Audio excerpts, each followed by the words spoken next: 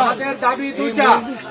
প্রথম দাবি হলো প্রধান শিক্ষক সভাপতি বহিষ্কার এবং আওয়ামী লীগের সোনালী দিনে যারা যে নিয়োগগুলো দিয়েছিল 4টা নিয়োগের বাণিজ্য তারা রমরমা বাণিজ্য করছে, ওই 4টা নিয়োগ আমরা বাতিল চাই।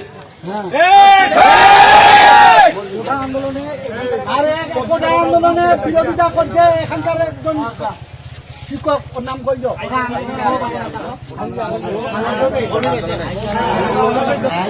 আমি কিন্তু ম্যানেজিং কমিটির সদস্য ছিলাম, অভিভাবক।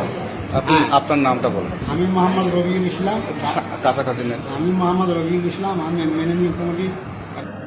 এই যে নিয়োগ হওয়ার ব্যাপারে 4টে যে নিয়োগ হয়েছে, নিয়োগ হয় তখন অভিভাবক ম্যানেজিং কমিটি হিসাবে আমাকে সভাপতি বলছিল যে রবিউল চাচাকে ওইখানকার আর কি কমিটির সভাপতি কে নামটা একটু মোহাম্মদ আজিজা আলহাজ আজিজার রহমান, উনি এখানে আছে না এখানকারকে নেওয়ার ব্যাপারে কে কত ডোনেশন দিচ্ছে নাই দে আমি জানি না।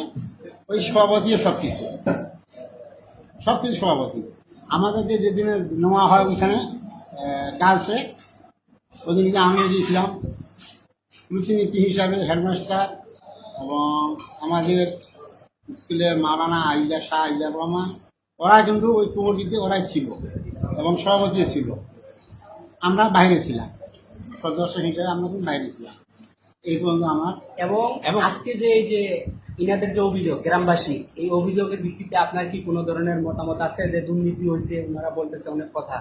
না শোনেন, এই যে 10 বছর উনি আসলো, আসাতে আমি কিন্তু প্রধান শিক্ষককে বলছিলাম প্রথম যখন আসছিল এলাকার গণ্যমান্য হিসাবে, বাবাজি যেহেতু আপনি প্রধান শিক্ষক হিসাবে আমাদের হাই স্কুলে ঢুকছেন, আপনি একটা পরিস্থিতি একটা মিটিং দেন। সবাই হয়তো আপনার চিনে না, আমিও চিনি না, জানি না আপনি যেটা প্রধান শিক্ষক, ওটাও উনি করেন নাই। আর এই 2 বছর যে আমরা থাকলাম কমিটিতে, আমাদেরকে কোনো হিসাব নিকাশ উনি ভাবে চলুক। নিয়োগের ব্যাপারে ওখান থেকে এই যে 4জন নিয়োগ হলো, ওখান থেকে ওই কমিটি আইজার হোক বা হেডমাস্টার হোক আপনাদেরকে কিছু টাকা দিয়েছে তো? এই মিষ্টি খাওয়ার জন্য কিছু, হ্যাঁ, সেই টাকাটা কত টাকা দিচ্ছে এটা বলেন। মিষ্টি খাওয়ার জন্য কিছু তারা আমাদের দিয়েছিল, আমি কিন্তু নিতেছিলাম না। মানে এটা একটু উল্লেখ করলে ভালো হয়। উল্লেখ করতে হবে। এটা 10,000 টাকা করে দিছিল, আমি কিন্তু নিতেছিলাম না। একটা করে নিয়োগে 10,000 করে? না না স্যার, এ না 4জনকার মিলে। তাহলে সর্বশেষ এখন আপনার মানে এই যে এই গন্ডগোল, আপনি এখন কি চাচ্ছেন? না, এই স্কুল আমাদের শান্ত হোক, ভালোভাবে চলুক প্রতিষ্ঠান। কারণ একটা প্রতিষ্ঠান তৈরি করতে গেলে, গড়তে গেলে বহু ব্যাপার। এরকম একটা এসএসসি স্কুল, মেট্রিকের স্কুল খোলা এখন যাবে না বা পাওয়া হবে না। শিক্ষক শিক্ষিকারা আমি বলি এদেরও দোষ নয়, আমরা ম্যানেজিং কমিটি এই নিয়োগের ব্যাপারে আমরা কিছু জানি না। আমি আমার কথা বলছি, আমি জানি না। তাহলে সম্পূর্ণ নিয়োগের ব্যাপারে দায়ভার হচ্ছে সভাপতি। এবং উনি যথেষ্ট সম্মান দেয় আমার চাচা হিসেবে ভালোই। আমাদের দাবি দুইটা। প্রথম দাবি হলো প্রধান শিক্ষক সভাপতি বহিষ্কার এবং আওয়ামী লীগের সোনালী দিনে যারা যে নিয়োগগুলো দিয়েছিল 4টা নিয়োগের বাণিজ্য তারা রমরমা বাণিজ্য করছে, ওই 4টা নিয়োগ আমরা বাতিল চাই। বাবাজি আপনি সামনে আসেন। আপনাদের বর্তমান যে অভিযোগের ভিত্তিতে কতদিন আগে অভিযোগ করছেন? অভিযোগের কত ডেট, কত অভিযোগ দিছিলেন? না না, এখন যে লিখিত অভিযোগ দিছিলেন শিক্ষককে কত তারিখে? প্রধান শিক্ষক কি বলছে আপনাদের? ওনার সাথে আমাদেরকে 3 দিন ঘুরাইছে। 3 দিন ঘুরার পরে বৃহস্পতিবারে বলছে, গত বৃহস্পতিবারে বলছে সামনে সোমবারে আপনারা আসেন, আসলে আপনাদের সঙ্গে আমি মত বিনিময় করবো। আর এই যে উন্নয়নগুলো হয় নাই বা কোথায় কি হয়েছে আমি আপনাদের সঙ্গে কথা বলবো। কিন্তু আমাদের কোথায় উনি আজকে আসার কথা, আমরা সবাই আসছি কিন্তু উনি আসে নাই। আপনি ক্যান্ডিডেট না, ক্যান্ডিডেট বাদে অভিভাবক কে আছে? উনি একটু কথা বলেন। বলেন স্যার।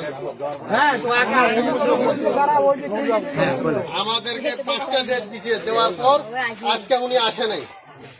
আমাদেরকে লোক মনে করে না উনি মনে ওইটা নয় বা হারা লিখিত দেওয়ার পরে ওই আমাদের সঙ্গে একটা সমঝোতা হয়েছে। সমঝোতা হওয়ার পরে এই সমঝোতা আজ বুঝবো, কিন্তু আজকে সে আসেনি। আচ্ছা তাহলে এখন এখন আপনারা কি চাচ্ছেন? আমাদের দাবি হেডমাস্টারের বিরুদ্ধে চারটা নিয়োগ বাতিল করতে হবে। হাত উঠান, হাত উঠান।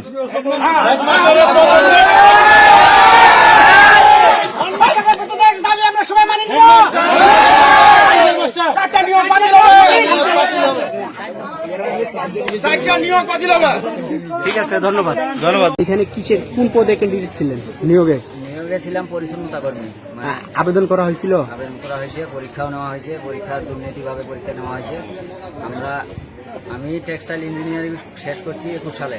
ডিপ্লোমা ইঞ্জিনিয়ার করার পরেও আমি চাকরি পেলাম না। ওরা স্কুল থেকে 1 পাসের সার্টিফিকেট দিয়া ওদের চাকরি দিয়ে দিই। আচ্ছা, দুর্নীতি যে করা হয়েছে কিরকম দুর্নীতি করা হয়েছে? কিরকম আপনি কিরকম ভাবে বুঝতে পারলেন দুর্নীতি? দুর্নীতি পরীক্ষা সেন্টারে বুঝতে পারছি যে আমরা ইঞ্জিনিয়ারিং পাস করি, আমরা পরীক্ষা দিয়ে পরীক্ষায় পাস করতে পারলাম না। ওদের খাতাগুলো আগে নিয়ে যাই।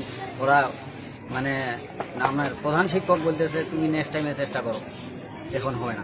টাকা চাইছিল কেউ? টাকা পয়সা? টাকা 7 লাখ দিতে চাইছিলাম। টাকা কার কাছে? আমি ডাইরেক্ট আজিজারের কাছে টাকা দিতে চাই। সভাপতি। ও আচ্ছা আচ্ছা, তখন উনি কি বলছিল? উনি বলছিল টাকা নাকি 15-16 লাখ দিতে যাচ্ছে মানুষ আমার থেকে বেশি, ওই কারণে নেওয়া হবে না। মানে অ্যামাউন্টটা একটু কম হচ্ছে, অ্যামাউন্টটা বেশি লাগবে। এমন বেশি লাগবে? হ্যাঁ। তো ওখানে নিয়োগ পরীক্ষায় কয়জন ছিল? আমরা স্কুলের মাঠ নাই, এই যে স্কুলের মাঠে এইখানে পুকুরে 6-10 শতক জায়গা এবং এটা ভরাট করে আমরা নিয়ে করে দিতে চেয়েছিলাম। ওইটা পরে ও আচ্ছা। নিয়োগ পরীক্ষায় কয়জন ইয়ে করছিল? পরীক্ষায় অ্যাটেন্ড করছিল কয়জন? আমার পরিচ্ছন্নতা কর্মীতে ছিল 11 জন না 12 জন। 11 জন 12 জন, তার ভিতরে একজন। একজন। আর বাকি যে 10 জন ওরা কি এলাকারই? সবাই